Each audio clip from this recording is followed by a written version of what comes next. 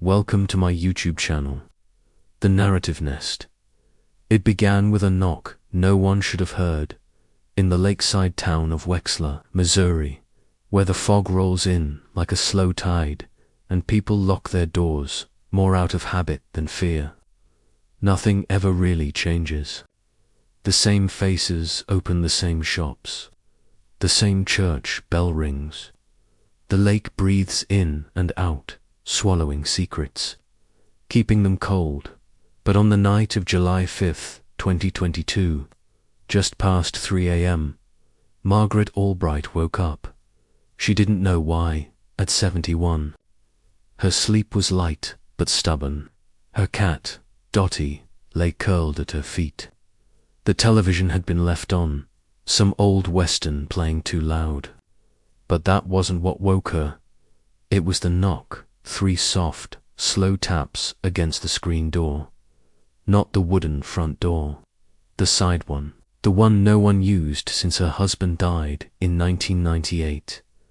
Margaret's heart slowed, then sped up. The house felt heavier. The fog outside crept against the windows like something trying to get in. Dottie arched her back and hissed.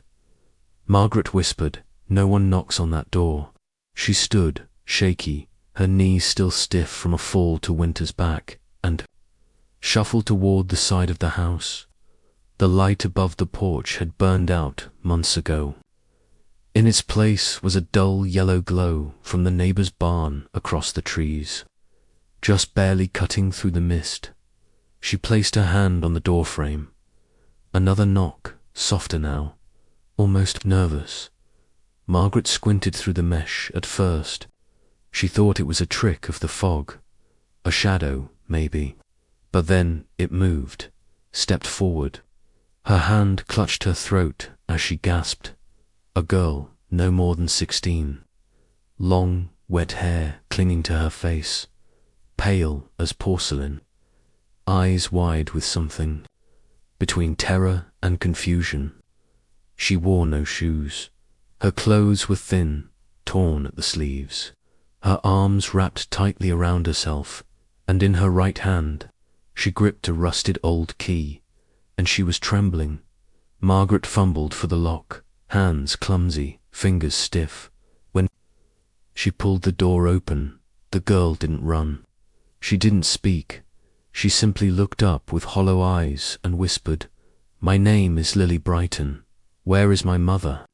Then she collapsed, *** by sunrise. Wexler wasn't silent anymore. Sheriff Jim Carver hadn't had a full night's sleep in months. His wife Angie was 2 years into Alzheimer's and hadn't remembered who he was in days. But that morning, just before the sun peeked over the edge of Silver Lake, he got the call that made his skin crawl. "We've got a girl," Margaret's voice said, shaking through the static. "She says she's Lily Brighton." Jim dropped his coffee. Lily Brighton. Missing since August 3rd, 2015. Disappeared during a storm just like this one. Vanished near the lake during a family camping trip. Her parents searched for weeks. Hundreds of volunteers, helicopters, dogs. They found a sandal by the shoreline, a broken flashlight in the woods, and nothing else after 6 months. Her case went cold. After 3 years, she was declared dead, and now, 7 years later, she knocked on a widow's side door holding a key. Jim drove faster than he had in years. *** Margaret's house smelled like cat food and old coffee. The girl lay curled on the couch, wrapped in 3 blankets. Her hair had dried in tangled knots. Her eyes were closed but twitching, like in a dream. She couldn't wake from Dot. Jim sat on the ottoman beside her. Margaret handed him the key. It was in her hand, she whispered. He turned it over slowly. It was old, brass, maybe, ornate. The kind of key that didn't open anything modern. Not a house, not a car. More like a chest or a lockbox. Where did she come from? Jim asked. Margaret pointed toward the lake. She was soaked. Like, she came right out of the water. Jim turned to her. But that can't be.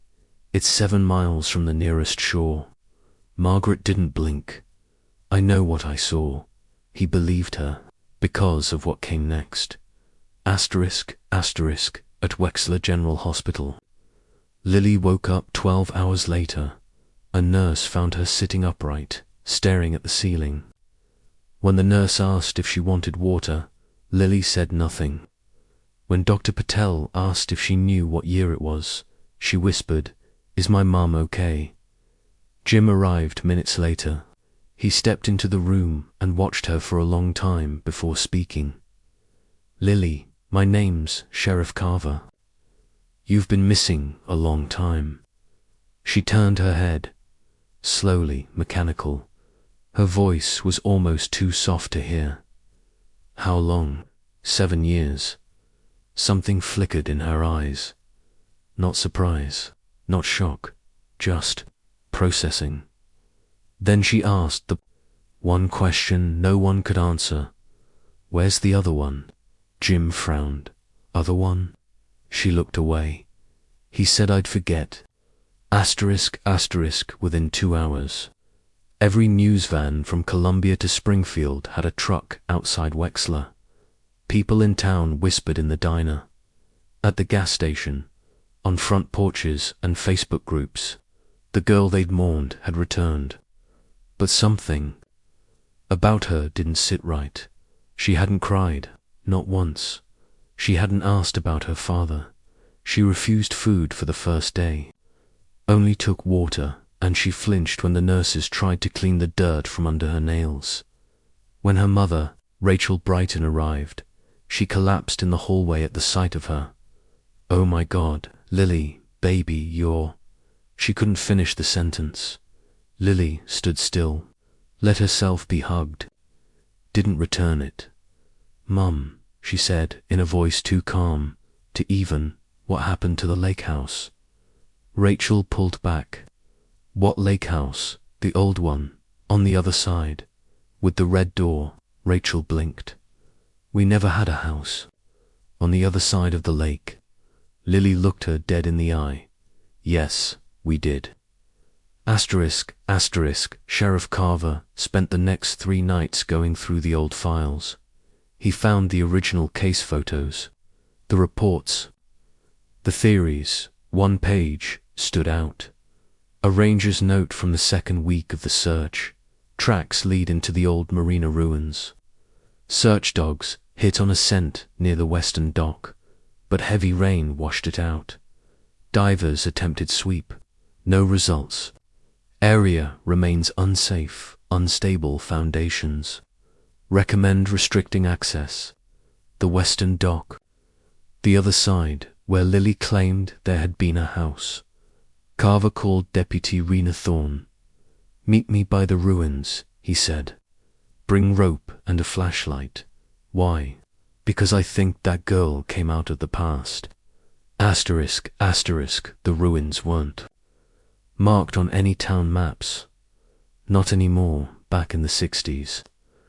The western edge of the lake was part of a resort project that never finished. Half-built cabins, a boat launch, a small marina, all abandoned after a land dispute. Then the waterline rose in 72 and buried most of it. What was left was rotten wood, broken concrete, and silence. Jim and Rena walked carefully. Rena had grown up in Wexler. She'd heard the stories that something evil lived in the lake, that a boy drowned in the 80s and his body was never found. But this was different. They didn't talk, just scanned the shoreline. Then Rena stopped. "Sheriff, look." He turned. There, half hidden beneath a tangle of blackberry vines, was something they hadn't expected. A foundation, square, concrete, cracked down the center, and in the middle of it, a rusted hatch. Jim reached into his coat. The key was still in his pocket. He knelt, tried it in the rusted lock. It fit, Asterisk, asterisk, what they found beneath the hatch would haunt them. Both a staircase, wooden, mouldy, leading down into darkness. They turned on their flashlights. The air changed, got colder, thicker. Rena gagged. The walls were dirt, reinforced by old railroad ties. The space was small, 10 by 10, a low ceiling, and a single mattress in the corner. Rotting, stained dot. Jim walked to the far wall. Scratches, dozens, like someone had carved days into the wood. Then he saw it. Letters, letters 1. Name, Lily. And another one, smaller, less clear, like the knife had dulled .E.M. He turned to Rena. She wasn't alone. Rena's light shook in her hand. Sheriff over here. He crossed the room. In the back, beside a rusted pipe, was a small plastic bucket. Inside it were scraps, a broken toothbrush, a Barbie head, and a photograph torn in half. Lily smiling, and another girl next to her, blonde, same age, same eyes. Jim's blood ran cold. Who the hell is this? The photograph trembled in Jim's hand. 2 girls. One, clearly Lily, bright in that same half-smile she wore in her 4th grade school picture. The one her mother had clung to during every missing poster, every news segment. The other girl, no one recognized. Blonde hair, thinner frame, same age. Both children standing against a bare concrete wall, barefoot, holding a string of dried flowers. The photo had been ripped down the middle, torn deliberately. Deputy Rena stood beside him, her breath shallow. That other girl, she's not in any of the case files? You sure this wasn't planted? Jim's voice came slow. No. And that's what scares me. He looked again at the half-name scratched into the wood near the wall. EM, just 2 initials, shallow but there. Beneath it, another scratch, this one jagged, curved, almost like a spiral or an S outside. The lake wind moaned through. The trees. Something felt wrong about the place, like it had never been meant to be found. The concrete walls held cold even in the July heat. Rena's flashlight flickered once and then steadied. Jim stared at the torn photo again. This other girl, he murmured. Who was she? Asterisk, asterisk. They drove straight to the hospital. Rachel Brighton stood when they walked in, her hair pulled back, dark circles under her eyes. Is she okay? Did she say anything? She's fine, Jim answered gently. But we found something near. The marina ruins. A place underground. Rachel's face drained, like ... a bunker. Something like that, Rena said. Lily was there, Jim added. Or someone kept her there for a long time. Rachel gripped the back of the chair, steadying herself. Do you recognize this girl? Jim handed her the photo. Rachel took it, squinted. That's Lily, and, wait, her breath caught. Oh my God. Jim stepped closer. What? That's Emily Morgan. Rena's eyebrows shot up. Who? She was Lily's best friend. They were inseparable in elementary school, but she moved. Summer of 2015, right before Lily vanished. Her family left town, said they were going up north for her dad's new job. I haven't heard her name in years. Jim glanced at Rena. You ever hear of a missing persons report for Emily Morgan? Nope, not in Wexler, at least. She just disappeared, Rachel murmured. We assumed they moved. That's what they told us. Jim's voice dropped. You think she went missing the same time Lily did? Rachel looked back down. At the photo, if that's really her, then yes. The sheriff's office stayed open late that night. Jim called in extra staff, dusted off the old county records. They dug through yearbooks, address logs, anything they could find on the Morgan's dot. No forwarding address, no school transfer, no property deed. Emily Morgan and her parents had simply vanished after July 2015. The last recorded address was a rental home on Old Rail Road, now owned by a retired mechanic named Darrell Kinsley. When Jim called him, the man muttered, "That place ain't been rented since. People say it's got mold. Or ghosts. I say it's got rats." Jim and Rena drove there at dawn. The house sagged in the middle, like a tired old man slumping forward. The windows were fogged from the inside. Ivy curled around the porch posts. The front door was locked, but Rena jimmied it open with a credit card. Inside. The air smelled like mildew and mothballs, but something else. Jim sniffed. "Is that vinegar?" They stepped inside. Every room was coated in dust. Empty, bare shelves, a broken lamp in the corner. But in the back bedroom, Rena stopped short. "Sheriff," she pointed at the far wall. Dozens of tiny pencil marks, height notches, like someone tracking a child's growth. Beside them, written faintly in child's handwriting, Lily -7 years. Emily to 7.1, Lily 8, Emily 8.2. The marks ended at Lily 9.0, then nothing. Beneath the lowest mark was something else, a smear, like blood, or maybe red paint.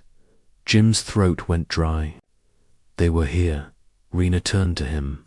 So the Morgans never left. They hid her. Why? He didn't answer. Because he didn't know. But something old and ugly had begun to surface, and it wasn't done yet. Lily didn't speak. For the next 2 days, the hospital kept her under light observation. Her mother sat by her side. Therapists came and went. Each one left puzzled. She was responsive, alert, but emotionally distant, like watching a movie she'd already seen too many times. On the 3rd day, she finally asked for a pencil. Rachel gave it to her with a notebook. Lily wrote for almost an hour. She didn't stop to think. She didn't erase. Just filled 5 pages in small, neat letters, and then set the notebook aside. Rachel picked it up. Page 1. There were 2 of us. We weren't allowed to speak. We couldn't leave until the key turned twice. The man with the leather gloves came every Sunday. The girl with the braid stopped coming after the cough. Then I was alone, until the door opened again and the fog came in. Rachel pressed a hand to her mouth. Jim arrived 20 minutes later. Lily wouldn't look at him. He sat beside her bed and asked gently, "Can you tell me who the girl with the braid was?" Lily didn't blink. "Emily." Jim nodded. "What happened to her?" "She got sick." "Did someone take her?" "No." "Did she die?" Lily looked out the window. "I heard her crying one night. Then the coughing stopped. After that." He took her blanket away. "Who's he?" She hesitated, then said one word, "Silas." The name meant nothing to Jim, but to Rachel Brighton. It rang bells she didn't know she remembered. She sat in her kitchen that night, combing through old photo albums. One, in particular, caught her eye. Lily's 2nd grade field trip. The kids were lined up outside a covered bridge. A man stood behind them, grey cap, thin moustache, holding a clipboard. Rachel Squinted. The teacher's aide that year, Silas Brookman. Jim checked the database. Brookman had lived in Wexler until late 2015, owned a bait shop by the water, sold it, and disappeared. No forwarding address, no arrest record, nothing. His file was thin, but one note stood out. Questioned in 2013 for loitering near Westwood. Elementary, no charges filed. Jim printed the photo from the field trip, took it to Lily the next morning when she saw the man in the cap. Her face drained of color. She pointed. "That's him." Rena looked at Jim. He was their handler. Jim turned to Lily. "Did he live at the lake?" She shook her head. "He only came on Sundays." "Did anyone else bring you food?" Lily nodded. "The woman." "What woman?" "She wore a scarf. She smelled like cough syrup and lavender." Rachel's face twisted. "That sounds like Helen Gant." Jim turned sharply. "Who's that?" Rachel's voice trembled. "She was our neighbor. Lived 2 houses down for years. But she moved around the same time Lily vanished. Said she was going to take care of her sister in Illinois." "Did she ever meet Emily?" "She used to babysit both of them." Asterisk, asterisk, the leads came fast after that. Silas Brookman's name appeared on a property deed, an old fishing cabin 10 miles west of Wexler. Records showed it sold in 2016. Before that, it had sat vacant for over a year. Jim and Rena drove out, guns holstered. The cabin was decaying. A raccoon darted out from the crawl space. The front porch sagged, and the windows were covered in newspaper. Inside, it smelled like old bait and bleach. The kitchen was empty, but in the basement they found what they hadn't expected: a wall of notebooks, stacks and stacks, labeled by year, handwritten, pages filled with looping cursive, but not diaries, not letters, instructions, double quotes, 2 tablespoons of syrup per child per day. Keep hair trimmed, short, less risk of lice. Don't answer the door if it's raining. Jim flipped the page. If Emily doesn't wake up by Thursday, dispose. He dropped the notebook. Rena knelt near a locked metal cabinet. She pried it open with her knife. Inside were Polaroids. Dozens, some were too faded to make out. Others were clear as day. Lily brushing her teeth, Emily curled in a blanket, a handwritten calendar with red X's marking certain days. At the bottom of the box, 2 silver necklaces, both inscribed with initials. Pound and E.M. Rena stood slowly. He kept them like pets. Jim turned toward the window, his voice cold. "No, like prisoners. And one of them never made it out." Asterisk, asterisk. The town of Wexler changed after that. People whispered in the aisles at Bailey's grocery. The lake, once a place for fishing and lazy canoe rides, now looked darker, deeper. Mothers gripped their kids tighter. Fathers double-locked the doors. The sheriff's office issued a warrant for Silas Brookman and Helen Gant. Brookman had last been seen in Amarillo, Texas, 2 years prior. Helen was traced to a post office box in Indiana, but it hadn't been used in months. They were ghosts now, but the story wasn't over, because 3 nights later, Lily Brighton vanished again. She left the hospital at 2:14 a.m., barefoot, wearing a hospital gown and carrying nothing but the rusted key she'd arrived with. Security footage showed her walking straight down the road toward the lake, and in the morning, only her footprints remained in the sand, not leading to the water, but back out.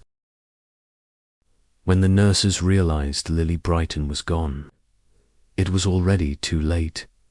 She had slipped out quietly, without panic or hesitation, like someone following a sound only she could hear.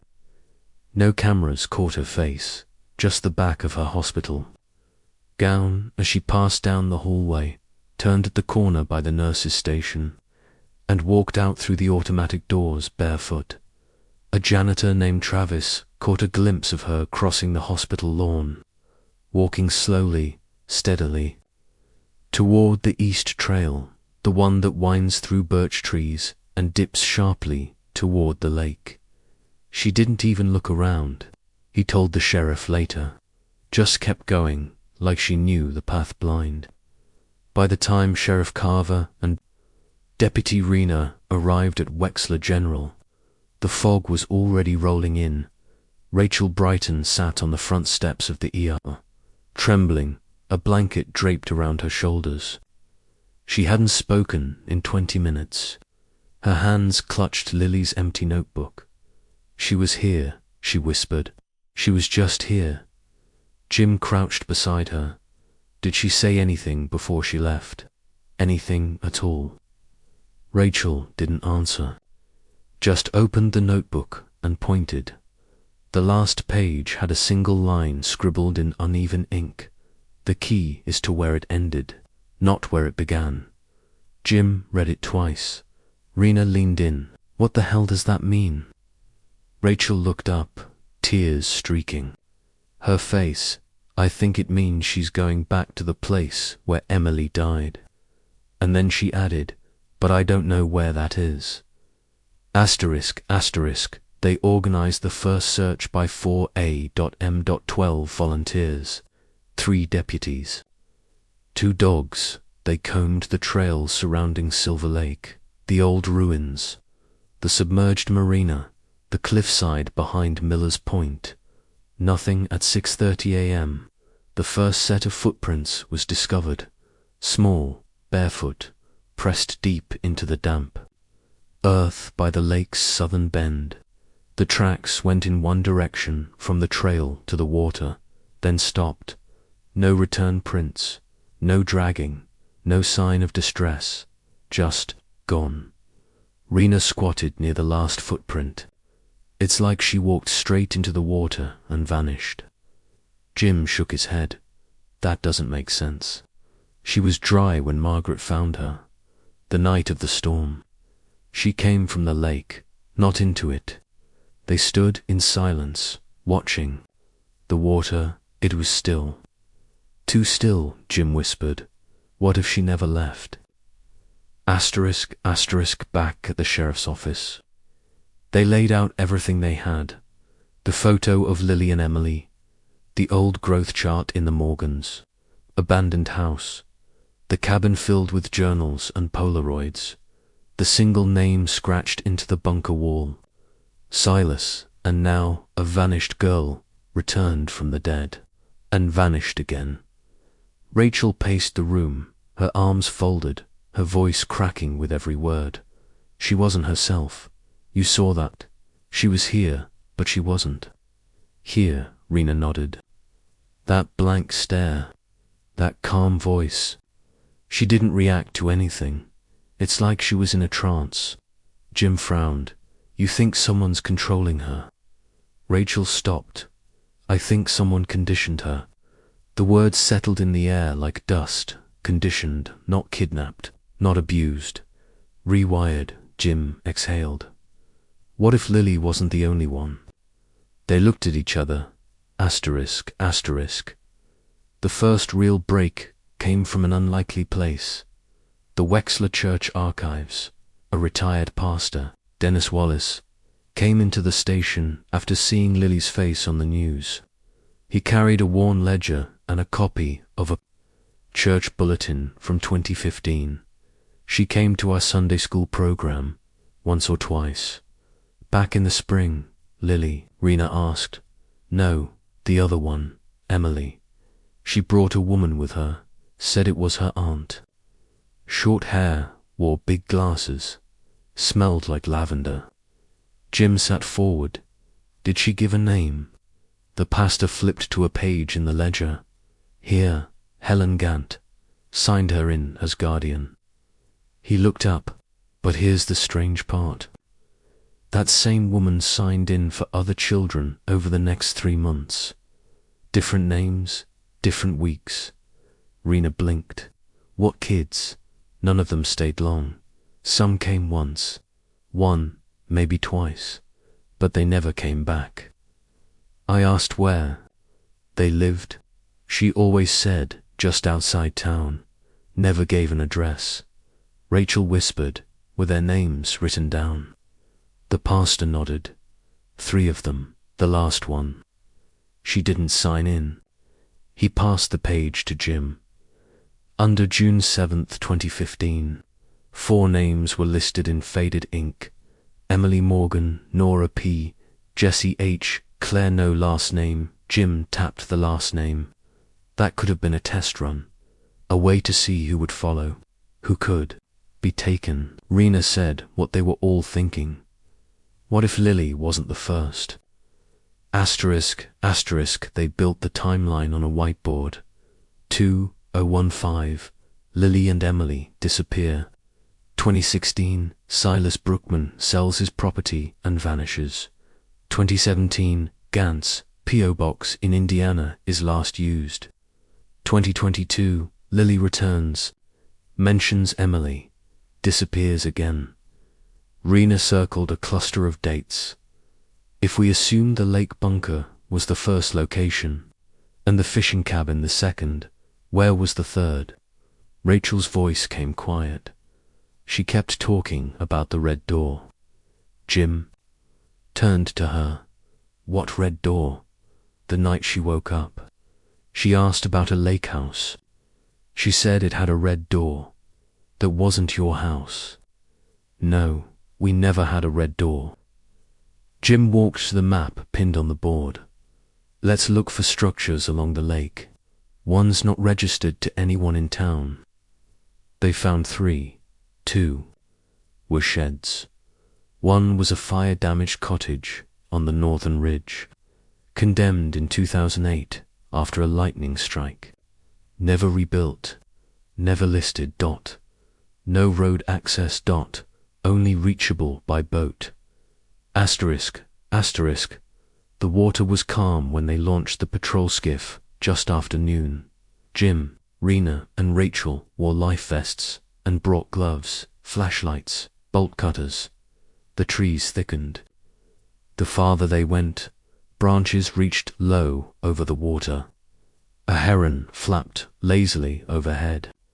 Then, through the trees, a structure, charred roof, windows blown out, a door painted red, faded, chipped.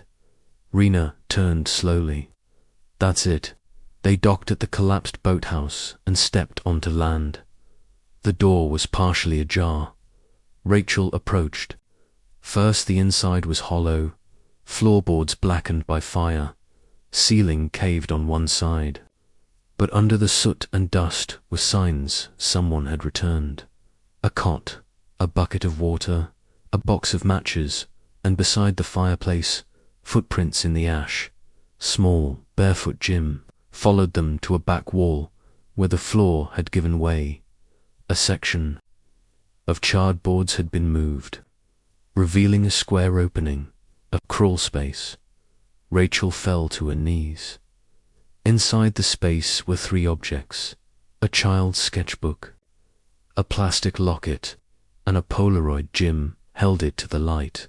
A girl, not Lily, not Emily, another girl, alone in the red-doored house, written on the back in smudged ink, Claire, 2014. Asterisk, asterisk. That night, Jim sat in his truck for almost an hour before going inside. Angie was awake, or at least her body was. She sat in her chair by the window, humming a tune Jim hadn't heard in 30 years. You remember Claire? She asked. Suddenly Jim froze. Claire who? He asked gently. Claire Withers. She used to sell cookies outside the hardware store.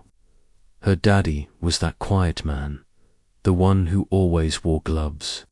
She vanished, didn't she? Jim dropped his keys. Angie's voice softened. No one looked for her. No one remembered. But I did. He crouched in front of her. Angie, where did you know her from? The red door, she whispered. The house with the red door. Asterisk, asterisk, Jim barely slept at sunrise. He returned to the red-doored house. Alone, the lake was colder than it should have been in July. Fog hung low. He stepped into the cottage again. The crawl space was as they left it. But now, someone had left something. New. The sketchbook was open. A page turned, and drawn in charcoal was the face of a girl. Eyes closed, lips sewn shut with black thread. A shadow behind her, tall, narrow with gloves. Underneath, a line of child's handwriting. He took our names so we couldn't leave. Jim stumbled back, breath tight. He looked around. He wasn't. Alone, and somewhere in fog or forest or in memory, the girls were still whispering, still waiting. The sketchbook stayed open on the dusty floor for hours before Jim dared touch it.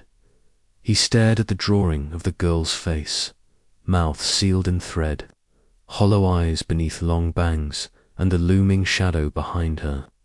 The black gloves in the drawing weren't just a detail. They were a warning. He turned the page slowly. More drawings, crude, childlike. A figure carrying a bucket downstairs. Two girls curled in opposite corners of a square room. A man's silhouette, always, with gloves, always watching. And one drawing stood out, a small red house, surrounded by trees, with a boat tied to the dock. Above it, a word written in block letters. Still house. He flipped the sketchbook shut. Heartbeat hammering. Still house wasn't a word used in Wexler. Not anymore. Not since the fire. Asterisk, asterisk, the town didn't talk about Stillhouse Hollow anymore. The name had faded with the years, replaced by newer ones, Ridgeview, Clearpath Estates, Lake Bend. But decades ago, before Wexler expanded west, Stillhouse Hollow was a place, a cluster of homes near the water's bend, mostly cabins and workhouses, built by bootleggers and fishermen, abandoned during the late 80s when the flooding came. Now it was overgrown, forgotten, a dead place. Jim returned to the station with the sketchbook in his hand. Rena looked up from her desk. "What did you find?" He dropped it in front of her. "I think we have another site." Rachel Brighton stood near the window. She hadn't gone home in days. She hadn't wanted to. She moved slowly toward the desk and looked down at the cover. "That's Lily's drawing style." Jim nodded, "But it's not hers." Rachel looked at him. "Then whose?" He opened the sketchbook to the first page. It was signed in pencil at the bottom corner, Claire W. Asterisk, asterisk. They hiked into Stillhouse Hollow that afternoon. 3 deputies to state agents. Jim led the way. They passed through what was left of the road, now just dirt, overgrown with vine. Foundations peeked through the trees like broken teeth. Birds scattered when the wind shifted. Then they saw it. A house, not red this time. Grey, slanted roof, long porch, boarded windows, partially sunken into the earth where time had pushed it down. But something was off. "Look at that," Rena said, pointing. On the porch railing, tied neatly with twine, was a small yellow ribbon dot, clean, untouched by weather. Someone had been here recently. They approached slowly. Rena stayed by the truck. Jim and Agent Holt moved forward, boots crunching over. Brittle leaves. The door was ajar. Inside the house was mostly empty. Wooden floors, a cracked sink, old furniture, broken and turned over. But in the back room, the same stench as the cabin, mildew, mold, vinegar, and something faint but unmistakable. Rot. Jim knelt. A rug had been moved recently. Under it, another. Hatched out another locked great dot. Agent Holt reached for the bolt cutters. This time, the lock was newer. Not rusted. Still shiny. He cut it. The hatch creaked open. Stairs, wooden again. Leading down, Jim clicked his flashlight. The walls were lined with faded insulation. Damp, cold at the bottom. A room, it was bigger than the last. About 20 feet wide. The concrete was cleaner, smoother. This one had been lived in longer. 3 cots, 3 shelves, 3 sets of tally marks on the wall. One set reached over 400. The other 2 stopped near 28. Holt whispered, this wasn't just a holding cell. It was a home. Jim moved toward the far wall, written in chalk. No node sound. No node sound. Escape. Next to it, etched into the wall with a nail, CW plus NH plus JP Erina, stepped into the room last. Flashlight shaking slightly. They weren't alone down here. No, Jim said. This was the 3rd site. Maybe 4th. He stared at the initials Clyre Withers, Nora P. Hayche. He turned to Holt. Run those names. I want every child who went missing in this region from 2013 to 2017, even ones who came back, especially the ones who didn't. Holt nodded. What are we looking for? Jim said. A pattern. Asterisk, asterisk. Rachel sat in the corner of the room while the agents took photos and dusted for prints. She held the yellow ribbon in her hand. Turning it slowly, I remember this, she whispered. Lily had won in kindergarten. Claire, too. Rena looked at her. Was it from school? No, from Sunday school. Miss Palmer used to tie them in the girls' hair when they memorized a verse. It was a reward. Rena said, you think this is a message? Rachel nodded. Or a break. They all looked up at once, because that meant someone wanted them to find this place, which meant they were still watching. Asterisk, asterisk. Later that night, Rena found something in the archives. A newspaper clipping from 2014. Headline, local girl found after 2-week disappearance. It showed a photo of a pale, skinny child, maybe 9 or 10, wrapped in a blanket, being carried from an ambulance. Name, Nora Harper. Rena read the article out loud. Nora Harper was found outside a rest stop near 1 to 70 late last night. She had been missing for 12 days. No sign of abduction, no physical trauma. Authorities believe she may have wandered off and gotten lost. Nora has not spoken since being found. Jim leaned forward. Nora H. He opened the sketchbook. Again, the initials, CW plus NH plus JP3, initials, 3 girls. He scanned the registry. Do we have a Jessie H? Rena tapped her screen. Jessie Payne, age 11, vanished in 2015. Found 5 days later in a storm drain near Kansas City.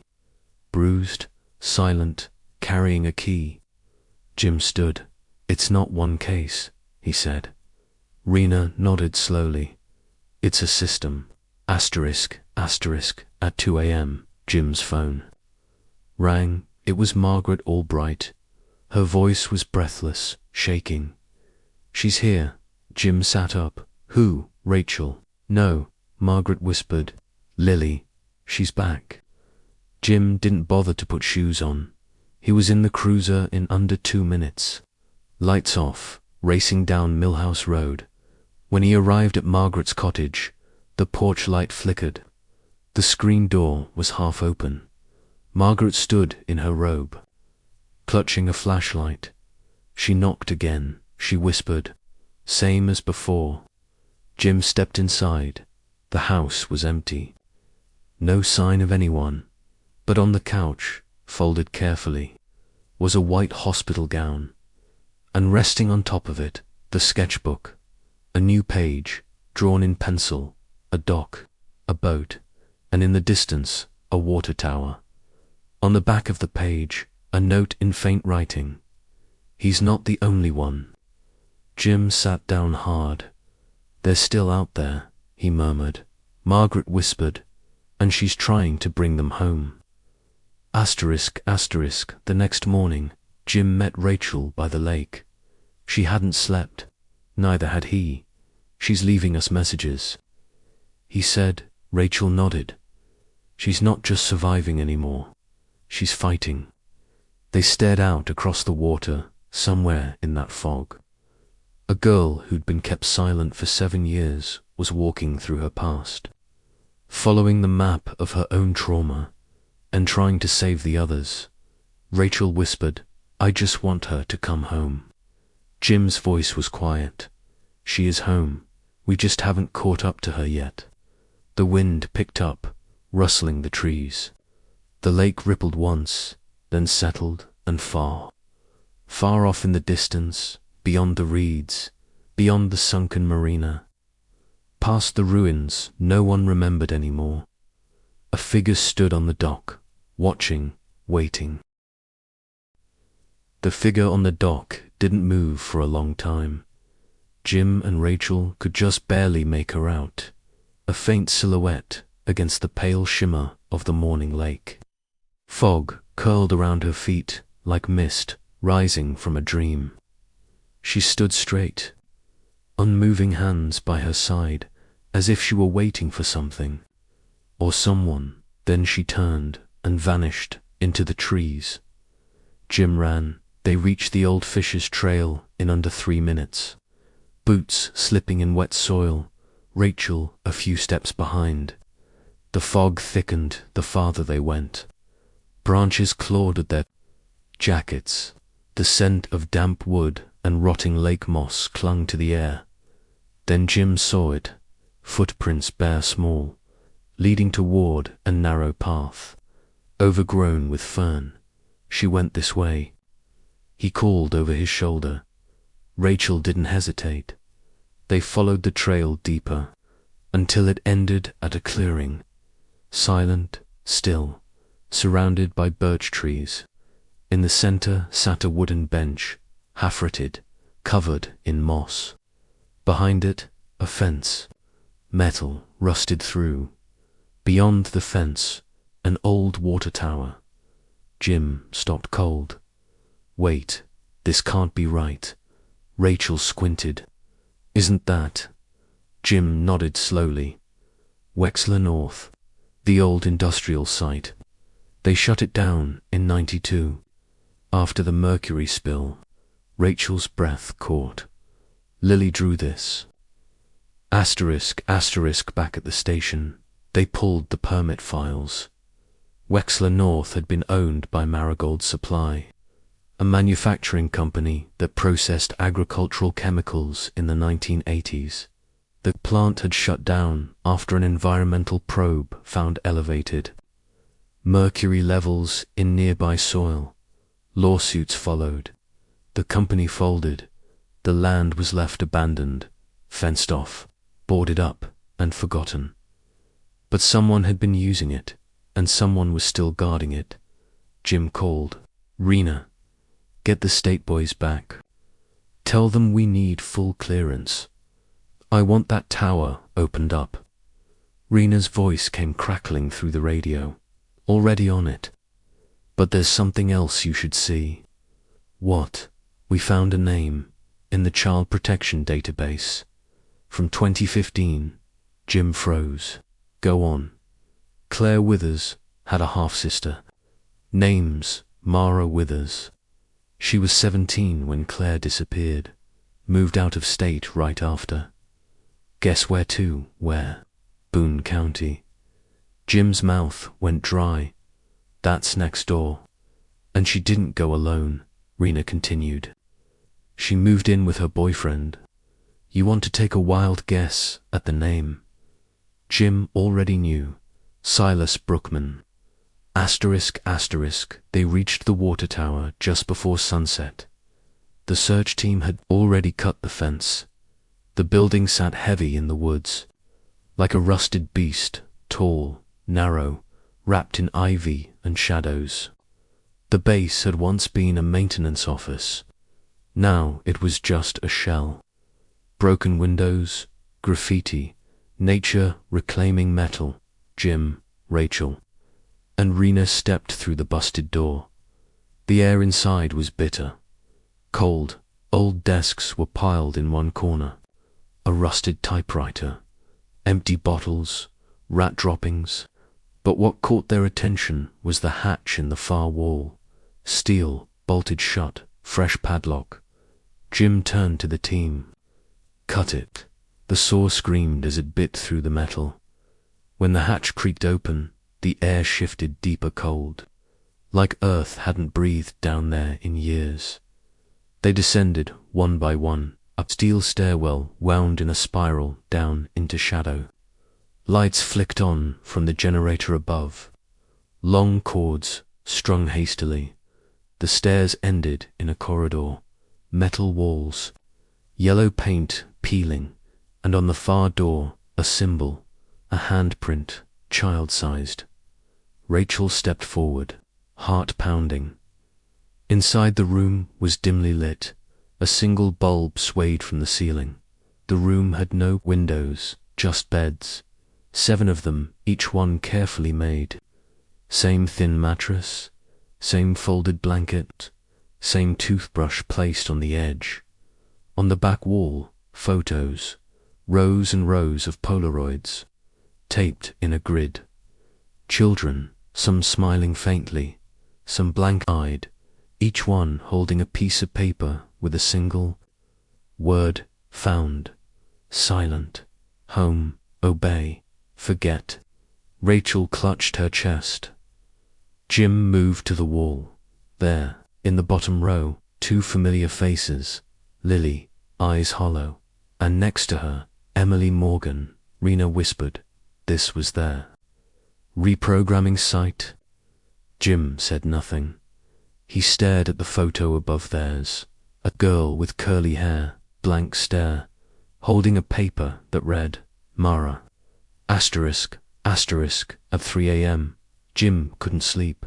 He sat in his office, lights off. The file on Mara Withers open on his desk. She had left Wexler in 2015. Her school records ended abruptly. No transfer, no graduation.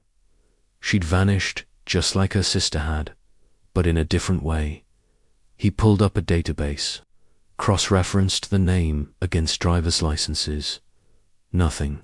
No record, no employment, no tax ID, no arrests, no credit.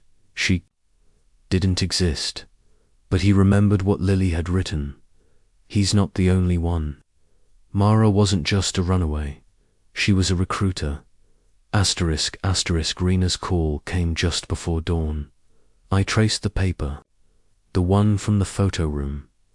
Jim sat up. It's custom stock. Only sold at one supplier in Missouri, ink and spool. A specialty print shop where, Jefferson City. Want to guess who worked there under a fake name in 2018?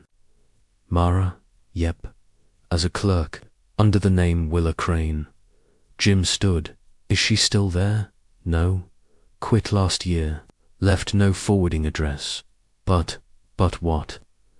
She used her store discount for a bulk order. Hundreds of sheets. Shipped to a P.O. box. I checked the box. Rental ID. Jim's voice was tight. Where's the box? Rena hesitated. It's registered to a man named Adam Withers. Jim's blood froze. Rachel's husband, Lily's father. Asterisk, asterisk, by 7 a.m. They had a warrant. Rachel had no idea. She sat in the back of the cruiser, shaking. That's not possible, she kept repeating. Adam works at the school. He teaches shop class. He fixed our porch. He here mourned Lily. Jim didn't answer, because he had a theory. Not all handlers were strangers. Not all recruiters were outsiders. Some were right there in the grief, in the hospital, at the funeral. Some were building bunkers, some were building walls, and some were building trust. Rachel's voice cracked. I have to know, please. Jim turned to her. You'll get answers, but you won't like them. ***. They arrived at the house with 2 units. Adam answered the door in his slippers, coffee in hand. He blinked at the officers, at the search team, at the warrant. Then he said calmly, I was wondering how long it would take. Rachel stepped forward. Her voice was barely a whisper. You knew. He looked at her. You were supposed to forget. She screamed. Jim held her back. The team moved through the house, searching in the garage, behind a wall panel. They found it. A box inside. Polaroids, a locket, a ledger, and the original key, the one Lily had carried, stamped with a number on the back, number 13A, location code, one of many. **** that night. Jim sat on his porch, notebook in hand. He flipped back to Lily's last drawing. The boat, the tower, the dock, the spiral beneath the water. He hadn't noticed it before. It wasn't a wave, it was a drain, a pull. He looked up at the stars. Somewhere out there, Lily was still walking, still watching, still leading them deeper, not just into her story, but into the whole machine. And it wasn't done, not even close. Rachel didn't cry when they arrested her husband. She just sat there in the back of the patrol car, eyes open, face stone cold, staring straight ahead like the world had stopped making sense. Jim stood outside the vehicle, his hands still on the hood, trying to breathe through the weight in his chest. You were supposed to forget. That's what Adam had said. A man who had buried an empty coffin. A man who had rebuilt a porch and served hot dogs at the 4th of July fair. A man who'd helped Rachel tape Lily's missing posters to trees with trembling hands. Jim had seen grief before, but he had never seen disguised guilt like this, inside the house. The evidence team continued to photograph the box from the garage. The ledger was the most damning. It wasn't written in Adam's handwriting, at least not all of it, but some pages were. Others had notes signed WC or SB or MW. It was a log, a record, of children moved from place to place. Initials, dates, temperatures, behavioral notes. One entry stood out, the 2nd of June 16. LB, uncooperative, EM weaker, shift to site for recommended. New lock installed.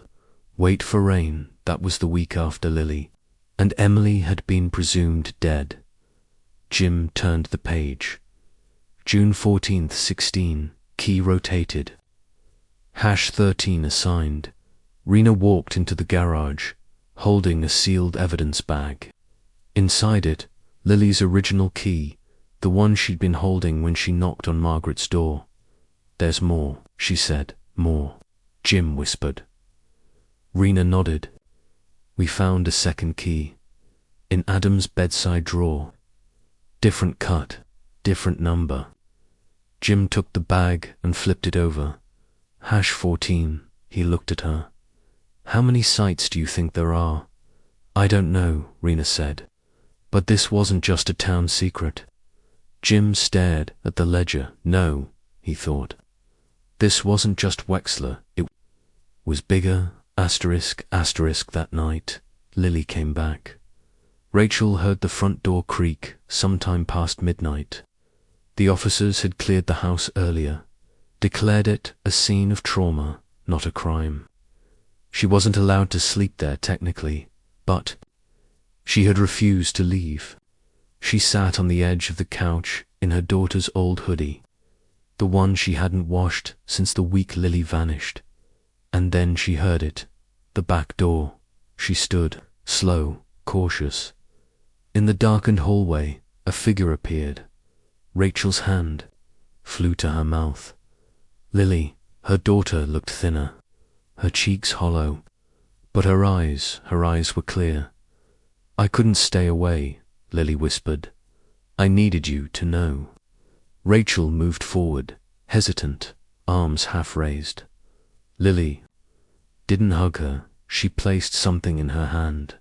Another photograph. 2 girls. Not Lily, not Emily. They were younger, maybe 8, 9, standing in a tight, dark room. One of them held a small stuffed bear.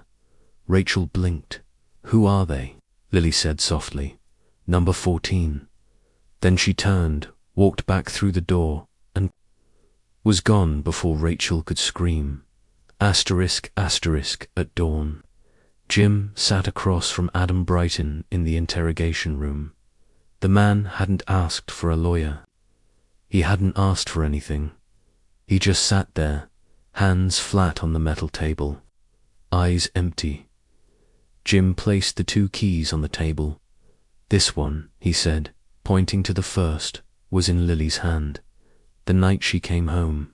Adam didn't flinch. "This one," Jim continued, pointing to the second, "was in your drawer. It leads to another site, doesn't it?" Adam's voice came out low, hoarse. "They're not sites," he said. Jim's stomach turned. "What are they?" Adam blinked once. "Harbors." Jim leaned forward. "Who built them?" Adam's voice dropped further. "They were always there. We just used them." Jim whispered. "Used them for what?" Adam looked him dead in the eye. "To erase what couldn't be healed."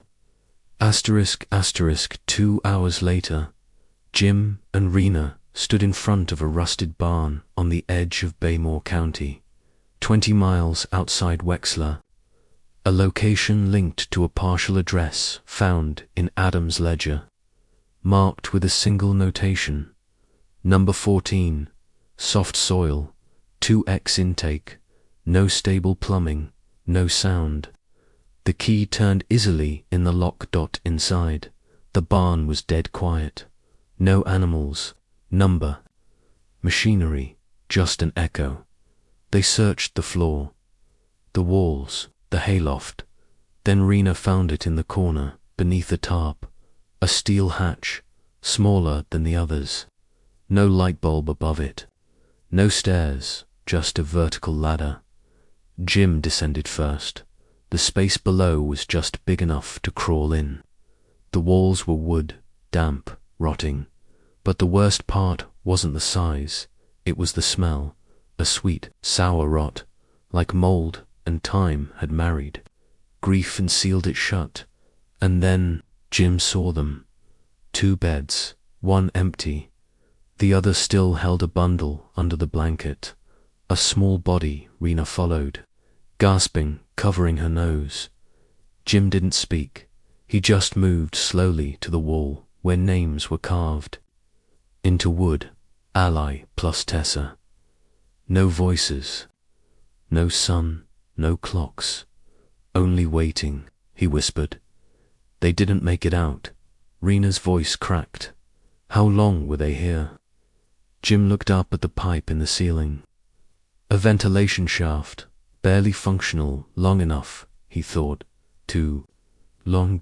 Asterisk, asterisk, the next day. They buried 2 girls with no surviving family, Ally and Tessa, names that never appeared on any missing persons lists. No birth certificates, no school records. Ghosts. The town didn't show up. Rachel did, so did Margaret and Lily. From a distance, she stood beneath a willow tree, in the shadow, hands clasped tight. Rena saw her. So did Jim. But they didn't call out, because somehow they knew Lily wasn't done, and the map wasn't complete. Asterisk, asterisk, that night. Lily left another message. A drawing taped to the sheriff's station front door. Jim found it before sunrise. Another spiral, but this time it wasn't a drain, it was a fingerprint. And inside the spiral, the face of a child, a new one, girl, glasses, freckles. On the back, one word in block letters. Next. The drawing of the girl with the freckles haunted Jim for the rest of the day. She looked no older than 10. Her glasses were crooked, her smile lopsided, one front tooth missing. The spiral she'd been drawn into wasn't just a fingerprint, it was a maze, a looping trap with no end. Like Lily was telling them, this child hadn't just been taken, she'd been trapped, somewhere no one was meant to find. Rena laid the sketch on the evidence table and studied it carefully. Same pencil, style, she said. Same pressure, it's hers. Rachel sat nearby, staring at the face. I've never seen that girl before, not once. Jim leaned on the desk. Then Lily's, showing us someone we haven't found yet. Maybe someone who's still there. Rena tapped the spiral. This could be literal. A place, a building, underground, something with levels. Or, Jim muttered, it's metaphorical. Maybe she's showing us how it feels. Rena looked at him. Then we're running out of time.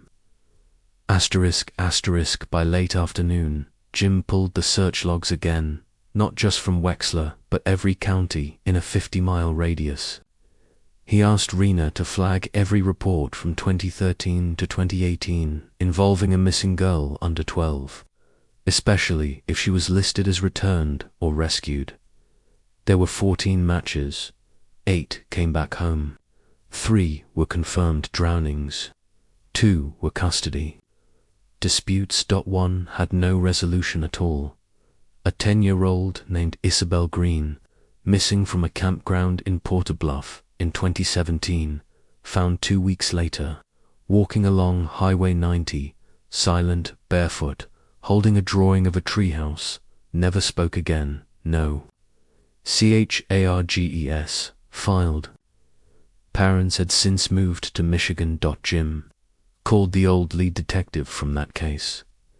Did you ever ID the source of that drawing? He asked. The man on the line chuckled bitterly. We thought she made it herself. Scribbled it out with a rock or something. It was charcoal on the back of a napkin. Why? Jim didn't answer. Just hung up. Then he opened the drawer and pulled out Lily's drawing again. It wasn't just a style, it was a language. ***, that night. Lily left another drawing, this time not at the station, but pinned to the door of the old church that had been shut since Covey-eyed. It was raining when Margaret found it. The ink had smeared in the water. But the image was still clear. A long hallway, lined with doors.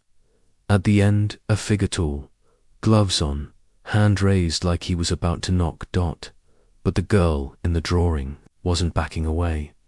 She was walking toward him. Rachel arrived at the church before Jim did. She stared at the sketch, her fingers trembling.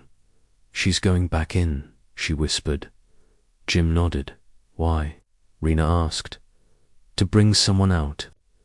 ***, Jim paced in front of the map that night, every known site marked in red. The underground storm bunker, the burned cabin, the red door, the water tower, the condemned barn in Baymore, the old plant. Each had been used, each had been breached, except one. Jim traced a finger along the edge of the map. A forest preserve marked private. No town road reached it. It had once been state property, sold to a developer in 2006. The sale had fallen through. The buyer never filed full plans.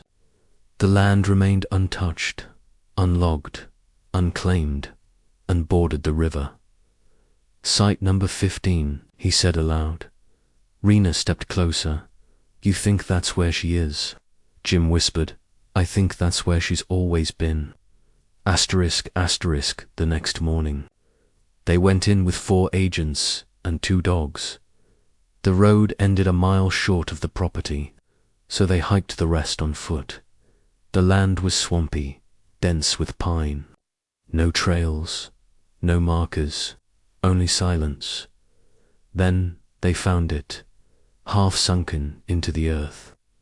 Covered in moss and vines, a concrete slab with a rusted hatch built into the center.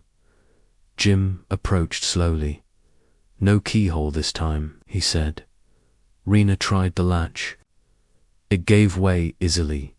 The door opened with a breath, like something exhaling after a long sleep.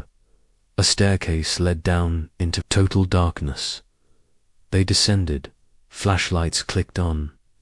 The tunnel was wide, wider than any they'd seen before. The walls were lined with concrete and steel, old wiring, no light.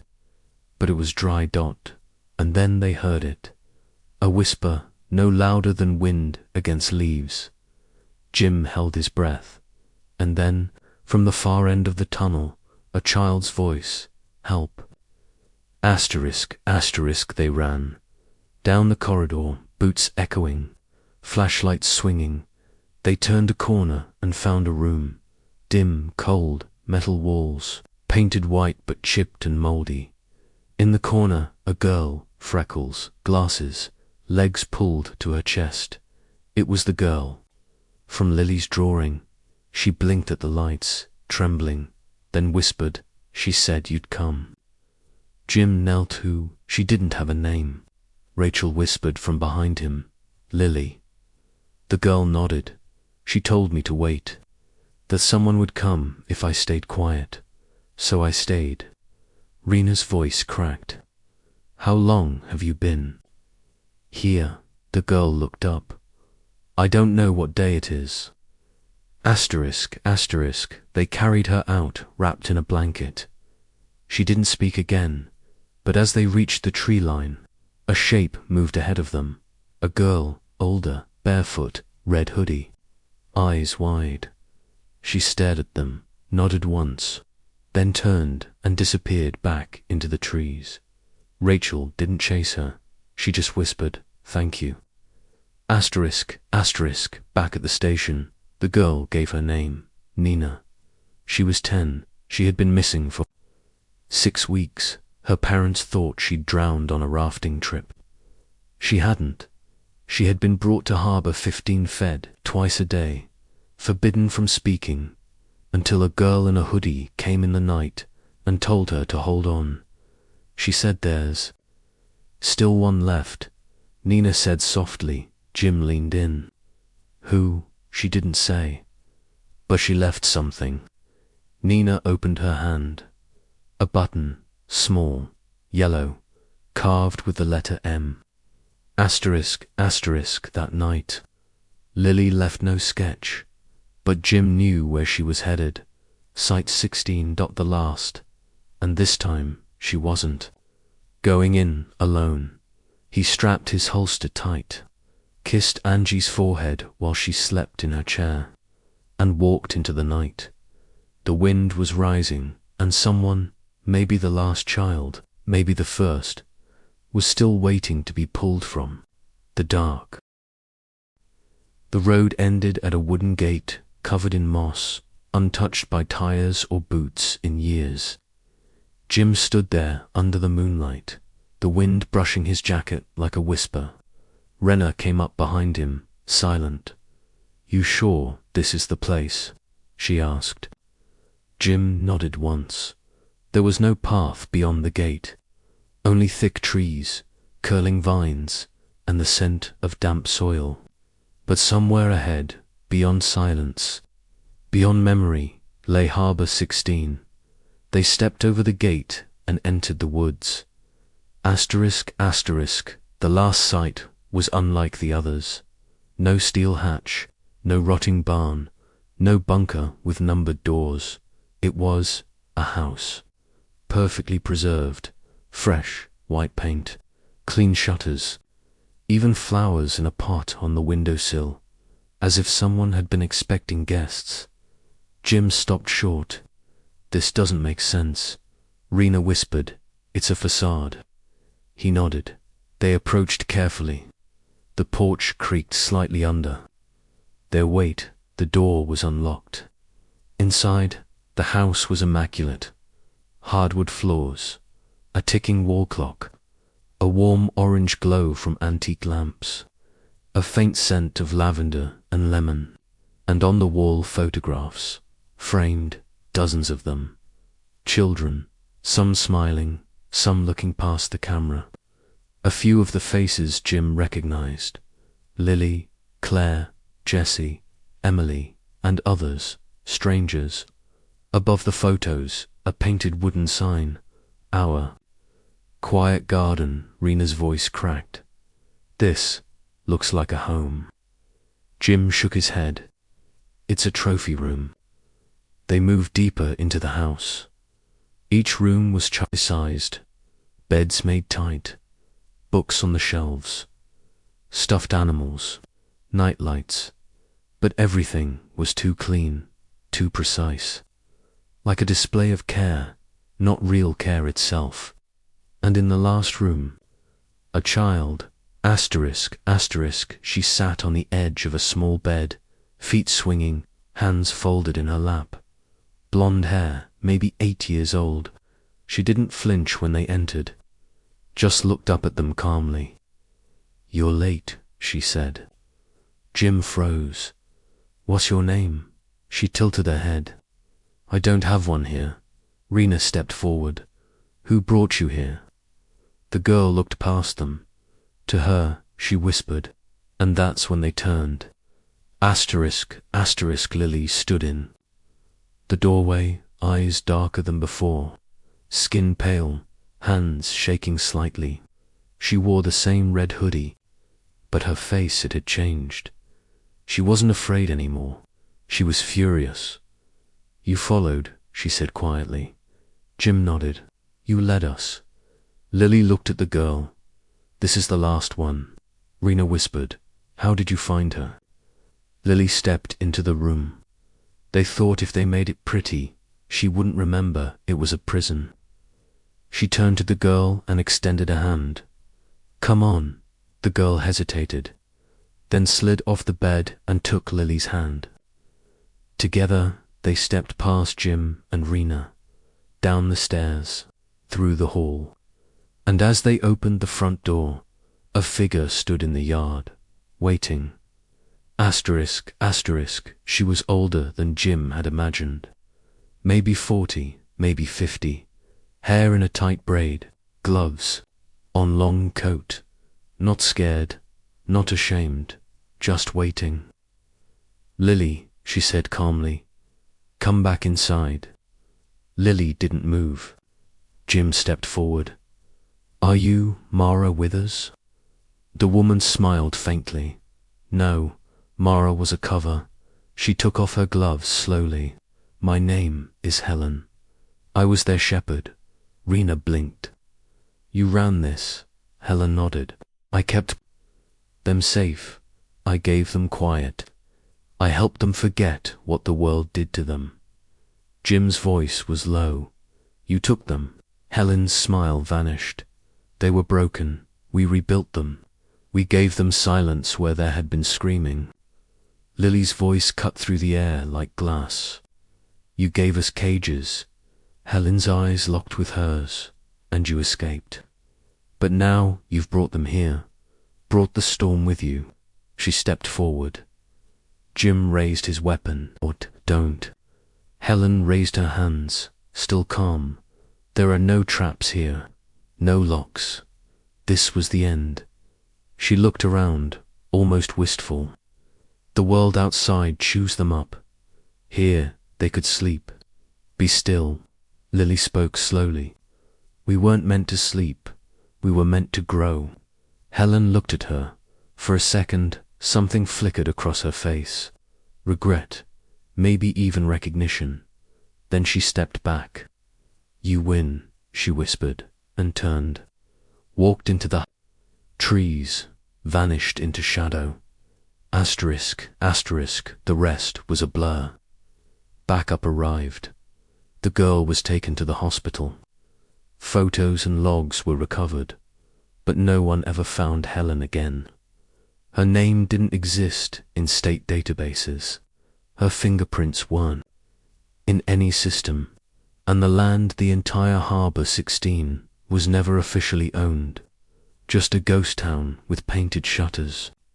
Asterisk, asterisk, Rachel held Lily for the first time in their living room 3 days later. The embrace was long, silent, bone deep. Lily didn't cry, but Rachel did, over and over again, until the sobs turned into breath, and the breath into stillness, and the stillness into something that might one day become healing. Asterisk, asterisk, Jim stood by the lake 2 weeks later. The wind was stronger now. The air smelled cleaner. He held the last sketch Lily had drawn. It was a field, open. No doors, no spiral, no figures, just grass and sky, and one word written in the corner, free. He smiled. Rena walked up behind him. "They're all gone now," she said. "Not all," Jim whispered. She raised an eyebrow. "Some are still healing," he said, "but they're no longer hiding." They watched the lake in silence for a long time, and then just for a second he thought he saw them. Dozens of girls laughing in the tall grass, chasing wind, barefoot. No gloves, no locks, no numbers, only names, and the freedom to speak them. The end.